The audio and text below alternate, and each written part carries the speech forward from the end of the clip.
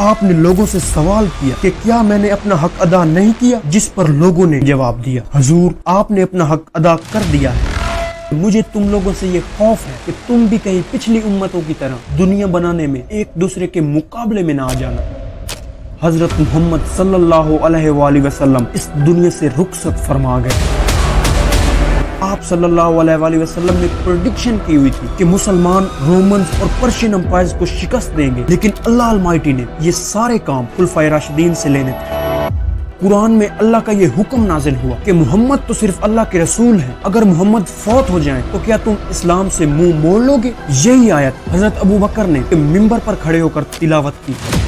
حضرت ابو بکر کو آ کر بتایا کہ مدینہ کے انصار مکیفہ بن سائدہ پر جمع ہیں اور مسلمانوں کے نئے خلیفہ کا انتخاب کیا جا رہا ہے۔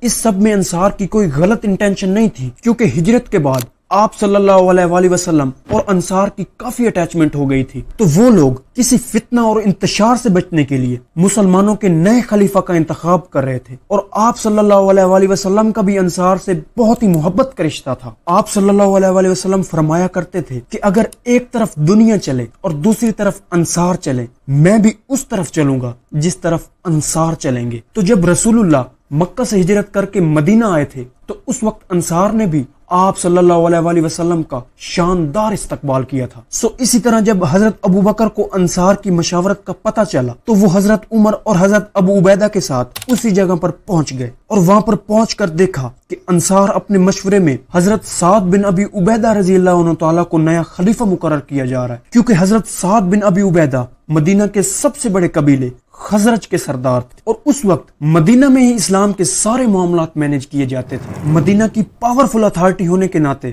انصار انہیں متفقہ رائے سے خلیفہ نومینیٹ کر رہے تھے۔ تو حضرت ابو بکر نے ان لوگوں کو سمجھانا چاہا کہ اب اسلام صرف مدینہ پر انحصار نہیں کرتا، بلکہ اب مسلمانوں کا غلبہ تمام عرب پر ہے۔ سو دیٹس وائی ہمیں ایسے خلیفہ کی ضرورت ہے جو کہ پورے عرب کا ریپریزنٹیٹیو ہو۔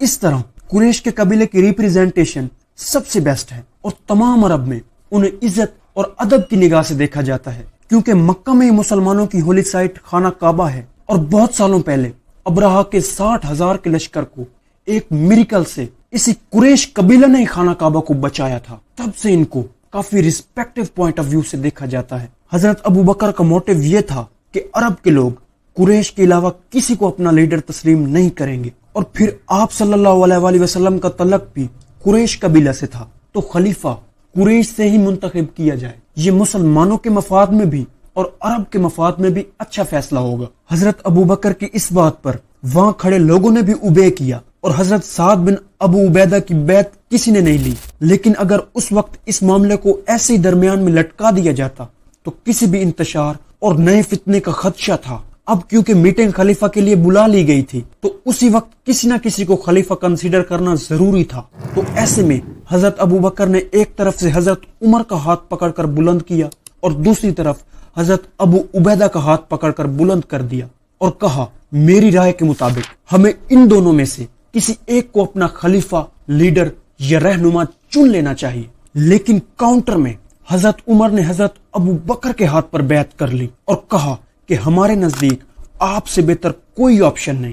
اس طرح باقی انصار اور صحابہ کرام نے بھی حضرت ابو بکر کی بیعت قبول کر لی۔ تو اس طرح حضرت ابو بکر اب مسلمانوں کے نئے اور پہلے عظیم خلیفہ کنسیڈر ہو چکے تھے۔ اینڈ دین مسلمانوں کی تاریخ میں یہ حضرت ابو بکر کی خلافت کا عظیم چیپٹر سٹارٹ ہو گیا تھا۔ لیکن ان سب کے دوران ایک کیوس یعنی مسئلہ یہ ہو گیا تھا کہ یہ سب اتنا جلدی ہوا تھا کہ اس تمام میٹنگ میں حضرت علی اور باقی اہل بیت مسنگ تھے، جو کہ اس وقت حضور پاک صلی اللہ علیہ وسلم کی تدفین میں بیزی تھے۔ جب حضرت علی نے یہ سارا معاملہ سنا تو انہوں نے کافی دکھ کا اظہار کیا، اور اس موقع پر حضرت علی نے حضرت ابو بکر کے خلیفہ ہونے کی بیعت بھی نہ لی۔ اس سب کے دوران حضرت علی کو کچھ لوگ یہ بھی کہتے رہے کہ کیونکہ حضرت ابو بکر ایک کمزور قبیلے سے تعلق رکھتے ہیں تو انہیں شہید کر دیتے ہیں، لیکن حضرت علی نے ایسا نہ کیا اور نہ ہی کسی کو ایسا کرنے کا کہا۔ کافی دنوں تک معاملات ایسے ہی چلتے رہے، جس کا احساس حضرت ابو بکر کو بھی تھا۔ لیکن پھر ایک موقع پر حضرت علی اور حضرت ابو بکر کی ملاقات ہوئی، جس میں حضرت علی نے اپنا پوائنٹ آف ویو حضرت ابو بکر کے سامنے رکھا اور یہ الفاظ ادا کیے: اے ابو بکر، اللہ نے جو تمہیں اگر خلیفہ ہونے کی فضیلت دی ہے، جو کہ ہم اس پر حسد نہیں کرتے، لیکن اللہ کے رسول صلی اللہ علیہ وآلہ وسلم کے گھر والے ہونے کے ناطے کیا آپ کا یہ فرض نہیں تھا کہ ہمیں بھی اس عمل میں شریک کرتے؟ یہ بات سننے کے بعد حضرت ابو بکر رو پڑے اور اپنا سر تسلیم خم کیا اور حضرت علی کے اس شکوے کو ایکسپٹ کرتے ہوئے اور کہا: اے علی، خدا کی قسم مجھے اپنے گھر والوں سے زیادہ صلح رحمی رسول اللہ کے گھر والوں سے ہے، لیکن جب خلیفہ کی نومینیشن کی جا رہی تھی تو وہ وقت ایسا تھا کہ ہمیں مصلحت سے کام لینا پڑا، نہ کہ میں خود وہاں پر خلیفہ ہونے کا اعلان کرنے گیا تھا۔ اس طرح حضرت علی نے حضرت ابو بکر کی یہ بات انڈرسٹینڈ کرتے ہوئے تمام صحابہ کرام کے سامنے حضرت ابو بکر کی بیعت کی، اور پھر حضور پاک صلی اللہ علیہ وآلہ وسلم نے جو حضرت ابو بکر کی تعریف میں احادیث بیان کی ہوئی تھی وہ حضرت علی نے تمام صحابہ کرام کو سنائے، جس کے بعد حضرت ابو بکر نے حضرت علی کے بارے میں جو رسول اللہ نے غدیر خون کے موقع پر احادیث بیان کی تھی وہ سنائی، اور باقی بھی جو حضرت علی کی ذات سے منسوب روایات تھی وہ پیش کی۔ پھر اس طرح حضرت علی نے بھی حضرت ابو بکر کے دور خلافت میں اپنا امپورٹنٹ رول پلے کیا۔ جس دن حضرت ابو بکر نے خلیفہ کا منصب سنبھالا تھا، اس سے اگلے ہی دن وہ بازار تشریف لے گئے۔ لوگوں نے پوچھا: آپ حضرت یہاں کیا کر رہے ہیں؟ تو حضرت ابو بکر نے فرمایا کہ اگر میں کام نہیں کروں گا تو گھر کا نظام کیسے چلے گا؟ جس پر صحابہ کرام نے اپنی رائے کے ساتھ خزانے سے آپ کی تنخواہ مقرر کرنے کا فیصلہ کیا۔ آپ سے پوچھا گیا کہ آپ کے اخراجات کے مطابق آپ کی کتنی تنخواہ مقرر کی جائے، جس پر حضرت ابو بکر کا کہنا تھا کہ جتنی ایک مزدور کی مدینہ میں تنخواہ ہے وہی میری پہ ڈیسائیڈ کر دی جائے، جس پر صحابہ کرام نے اعتراض کیا اور کہا کہ حضرت مزدور کی تنخواہ میں آپ کا کیسے گزارا ہوگا؟ حضرت ابو بکر نے کہا کہ جیسے ایک مزدور مینج کرتا ہے ویسے ہی میں مینج کروں گا، اور اگر مزدور مینج نہیں کر سکتا اور پھر خلیفہ کے ساتھ مزدور کی بھی سیلری انکریز کی جائے۔ اور پھر حضرت ابو بکر صدیق نے اپنی خلافت شروع ہوتے ہی وہ لشکر روانہ کیے جو حضور پاک کی بیماری کی وجہ سے رکے ہوئے تھے، اور باقی بھی دین اسلام کے سارے معاملات ایسے ہی جاری رکھے جیسے کہ حضور پاک کے دور میں تمام دین کے کام ہو رہے تھے۔ لیکن اب ٹائم چینج ہو چکا تھا اور مسلمانوں کے درمیان اب ان کے پیغمبر موجود نہیں تھے، اس لیے